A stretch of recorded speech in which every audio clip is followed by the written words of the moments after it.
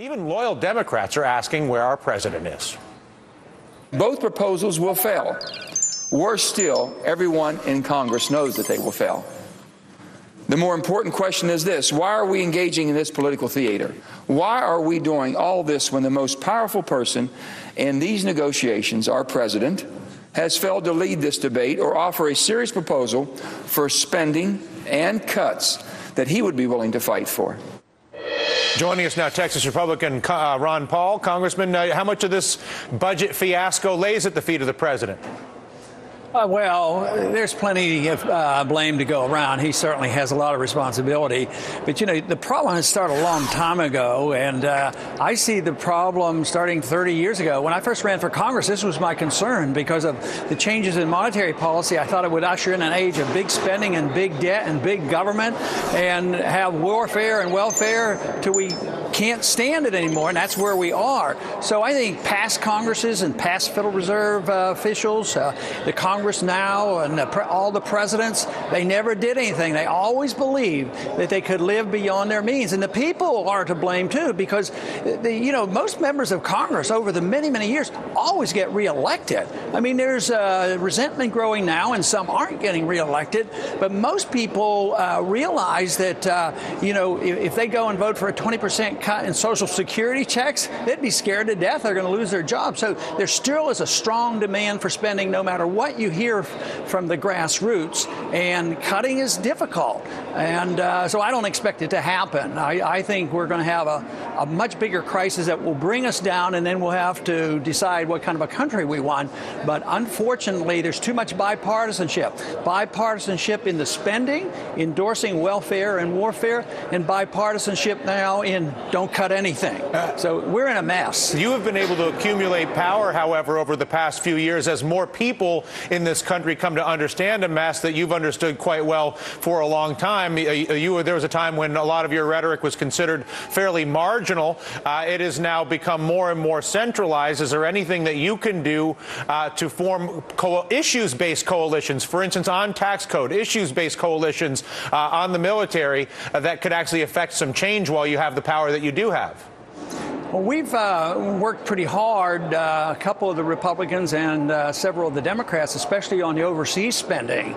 Barney Frank and Kucinich and I, we've worked together in trying to say, it's time to spend less at overseas. It's time to let Germany and Japan pay for their defense. It's time to not get involved in every single war. Now, you would think the finances would make them hesitant about going into Libya, but they're not even pausing. I mean, the plans are being laid. So, yes, I think the coalition should be built, and we should work our way out of it. But I'm just right now pessimistic that is going to happen because of the pain that it brings upon the special interest groups. Because the many people who come to my office now and say, "Yeah, you better get this budget in line," usually leave the office by saying, "Please don't cut mine, cut somebody else's," and that's where we are. How much of the cutting issues I would say distract, but are only half the story? We have a huge revenue decline in this country because of unemployment. People don't have jobs. They don't pay taxes. There's not revenue. We have a huge revenue decline in this country because of the dysfunction and screwed up nature of our housing market. How much is the failure of this Congress, the Congress before this Congress, and then we can continue back into history, how much are we basically screwing ourselves by refusing to deal with unemployment and housing in a meaningful way? Well, to a large extent. And some people come to the conclusion, well, the revenues went down because they messed up the economy, so therefore we have to raise our taxes on the people who are making money, which would make things even worse.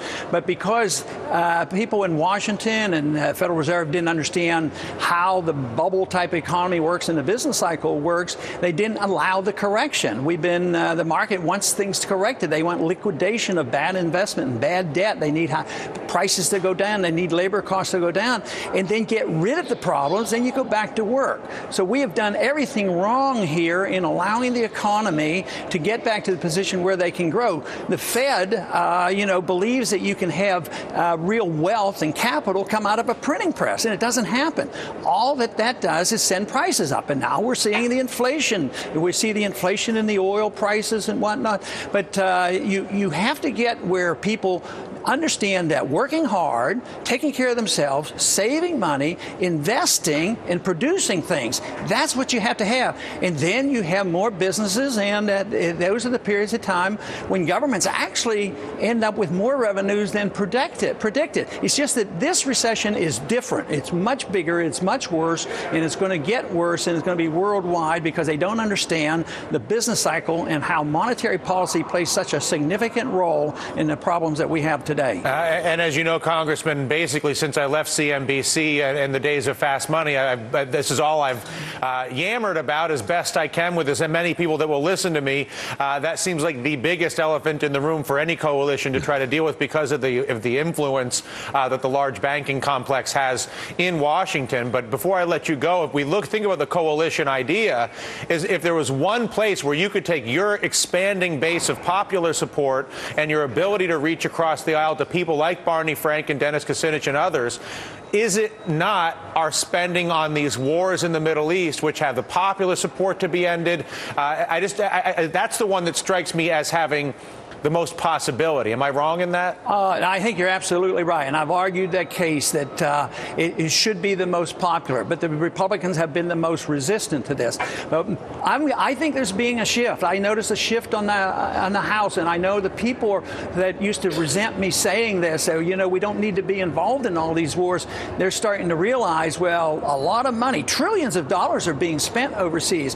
And even I, who don't believe in these social programs, I don't say, well, what we have to do is cut food stamps and health care for the poor and Medicare. I don't think you have to do that initially if you'd set another agenda.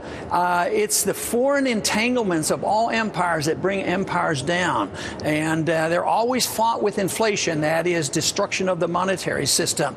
So I would say, politically speaking, a different approach to foreign policy. And that's where I think I have achieved the most in working with the opposition and getting some of the conservative Republicans to start thinking in those terms. Yeah, and I would encourage you down that path just from a political standpoint, and insofar as I think you could probably make the most headway on that issue. We could talk about the banks all day. I'm not sure that anything's going to happen right now. Last question for you. I understand you were made a couple 2-3 stops through Iowa recently. I don't want to jump to any conclusions, but is it not clear you're running for president? No, it's not clear, and I've been traveling, and people invite me, and I go, and I keep trying to spread a message, and they always ask me whether I'm going to run, and I really don't know, and there is that possibility, but I'm not on the verge of making a decision here in the next few weeks. Do you think if you were president, you could help lead us to some of the solutions that you talk about when you do these interviews?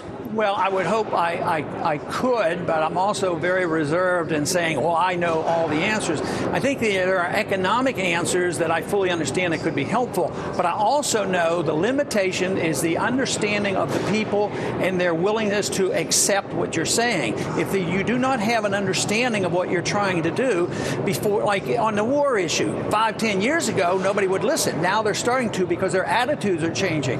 If the people really get the type of government they're asking for, if they keep asking for more, no, I couldn't do it, or nobody else can do it. But if the people come around and say, that makes sense, let's give them support, then an individual or a new Congress could achieve it.